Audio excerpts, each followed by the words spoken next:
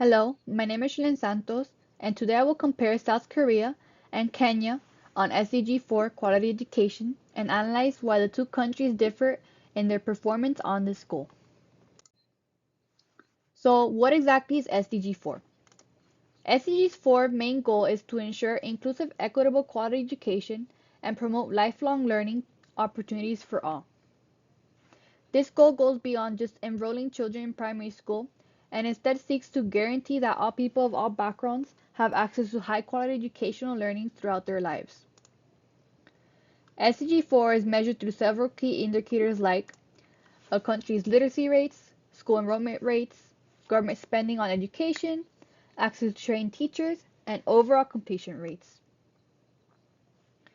When looking at global SDG rankings, there's a significant difference between the two countries. South Korea ranks 34th worldwide, while Kenya ranks 123rd. So let's take a look at South Korea's SDG 4 progress. First, according to the Organization for Economic Cooperation and Development, 71% of South Koreans ages 25 to 34 years old have completed tertiary education, being the highest out of all countries partners in this international organization. This same organization notes that South Korea's investment in education is high. About 5.6% of GDP goes into their education. They spend about 21,476 USD per student from elementary to secondary school. However, this spending significantly drops to about 6,617 USD per student on tertiary education, which ends up being less than the OECD average. Korea also follows relatively lower instructional hours, being about 655 hours per year, and a lot of students rely on cram schools to supplement their studies, causing private education spendings to reach high records.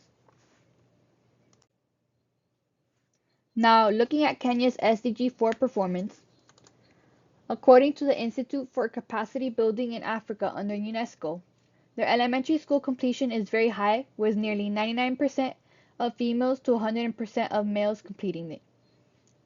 However, secondary school completion is only about 79% for both, and tertiary education remains severely limited, with gross enrollment being around 13% for men and 10% for women in 2017.